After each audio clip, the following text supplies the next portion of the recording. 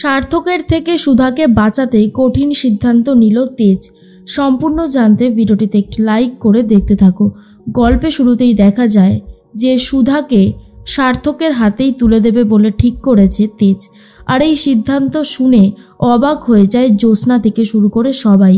তখনই ঠাম্মি বলে, এসব তুমি কি বলছো দাদু ভাই, তোমার কি পুরোপুরি মাথাটা খারাপ হয়ে গেছে?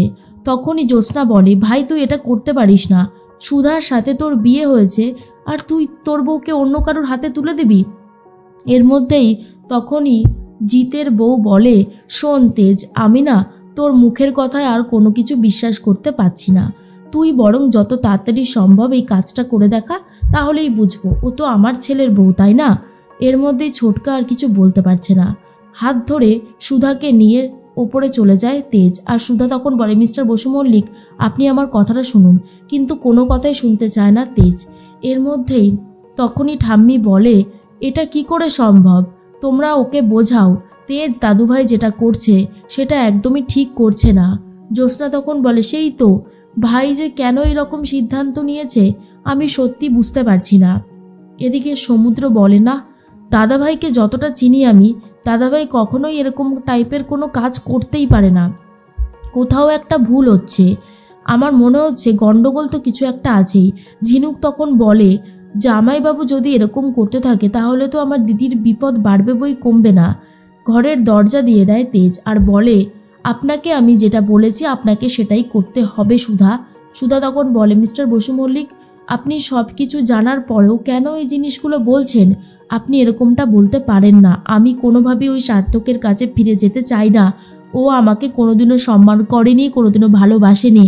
ও আমার ওপর অত্যাচার করেছে, মারধর করেছে আমাকে, এমনকি ও আমাকে বিক্রি পর্যন্ত করে দিতে চেয়েছিল। আপনার কাছে তো আমি কোনো কিছুই লুকাইনি, সমস্তটা সত্যি বলেছি। তাহলে? তখনই তেজ বলে, আমি কিছু শুনতে চাই না। আপনি কি এসব প্রমাণ করতে পারবেন যে সার্থক বা অনিকেত যেই হোক না কেন আপনার সাথে এই ব্যবহারগুলো করেছে, আপনাদের ডিভোর্স হয়ে গেছে? পারবেন সেই কাগজটা দেখাতে? আর আপনি এটা প্রমাণ করতে পারবেন যে আপনি যেগুলো বলছেন সেগুলো সবটাই সত্যি, সার্থক যেগুলো বলেছে সেগুলো সবটা মিথ্যে?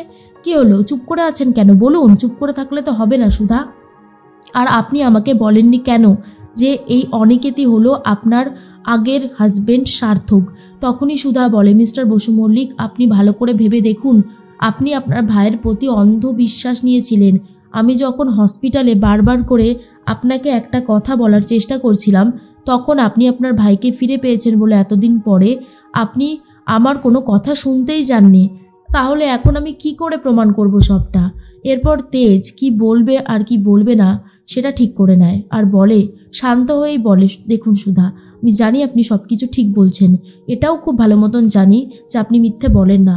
কিন্তু আপনি আমায় একটা কথা বলুন যে আপনি প্রমাণ করবেন কি করে? সার্থকের কাছে প্রমাণ আছে, ও যখন তখন প্রমাণ করে দেবে, কিন্তু আপনার কাছে কোনো প্রমাণ নেই। আপনি কি পারবেন? সুধা বলে, আমি পারবো। সুধাময়ী কখনো হেরে যেতে শেখেনি। আমার জেঠি, আমার বৌদি ওর কাছে বিক্রি হয়ে গেছে। আসলে আমরা তো গরিব, তাই যখন তখন যে কেউ টাকা দিয়ে আমাদের মতো গরিবদেরকে কিনে নেয়। তবে সবাই তো আর সুধাময়ী না যে টাকার কাছে বিক্রি হয় না। জেঠি মিথ্যে বলেছে, আমি সব কিছু প্রমাণ করে দেব, কিন্তু তার জন্য আমার চাই সময়। আপনি পারবেন আমাকে সময় দিতে? তেজ বলে, 3 দিন আপনাকে সময় দিতে পারি, এর বেশি সময় দিতে পারবো না। আর কেন আপনাকে আমি সার্থকের হাতে তুলে দেবো বলেছি জানেন? যাতে আপনাকে এই 3 দিন এই বাড়িতে রাখতে পারি। আমি খুব ভালো মতনই জানি যে আপনি আমার কাছ থেকে সময় চাইবেন, ঠিক প্রমাণ জোগাড় করতে পারবেন। সেই জন্যই আমি এই প্ল্যানটা করেছিলাম। তখনই সুধা বলে, মিস্টার বসু মল্লিক, আপনি সত্যি বলছেন? তেজ বলে, সত্যি বলছি। আমি আপনাকে ভালোবাসি, আপনার ওপর বিশ্বাস আছে, ভরসা আছে, কিন্তু আপনাকে সবটা বোঝানোর জন্য এই নাটকটা করার খুব প্রয়োজন ছিল সুধা, তাই আমি এই সিদ্ধান্তটা নিয়েছি। সুধা বুঝতে পারে তেজ যখন কোনো কিছু সিদ্ধান্ত নিয়েছে তখন সেটা ভালোর দিক থেকেই নিয়েছে। এদিকে অনিকেত তার মায়ের সাথে কথা বলতে থাকে। অনিকেত বলে, মা কি বুঝছো বলো তো? তখন অনিকেতের মা বলে, এই বাড়িতে অনেক অপমানিত হয়েছি, শেষ পর্যন্ত ওই তেজের জন্য আমাদেরকে এই বাড়ি থেকে বেরোতে হয়েছিল পর্যন্ত। আজ সব কিছুর বদলা নেওয়ার দিন চলে এসেছে। সার্থক বলে, একদমই ঠিক কথা বলেছ, এমনভাবে জব্দ করব না, হাড়ে হাড়ে টের পাবে। আর ওই তেজকে আমি টিকতে দেব না ময়দানে।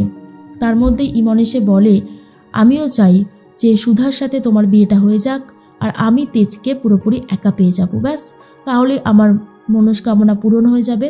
সার্থক তখন বলে, একদমই ঠিক কথা। ইমন তো ঘর থেকে বেরিয়ে যায়। তখনই সার্থক বলে, এই ইমন বলে মেয়েটাও কি বোকা, ও জানেই না যে আমি তেজকে এই দুনিয়ায় থাকতেই দেব না।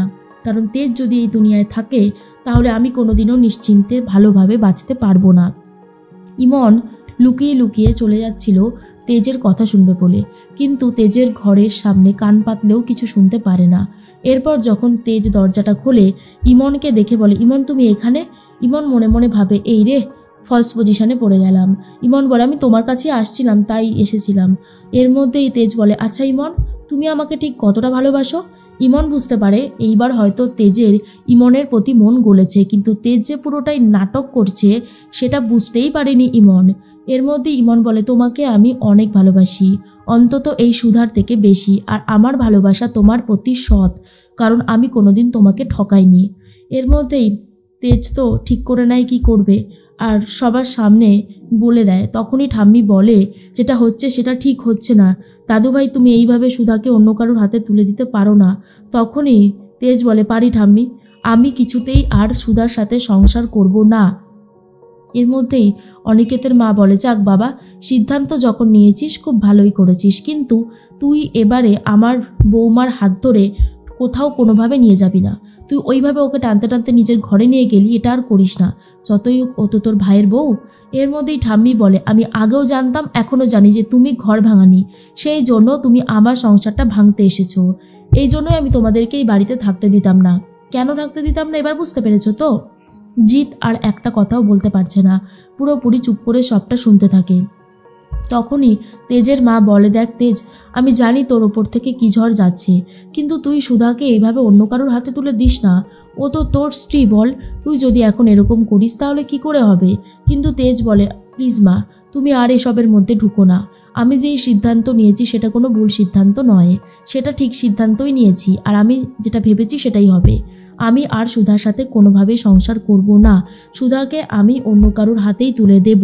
এরপর সার্থক বলে, দাদা যখন সিদ্ধান্ত নিয়েছে তখন আমার আর কোনো চিন্তা নেই।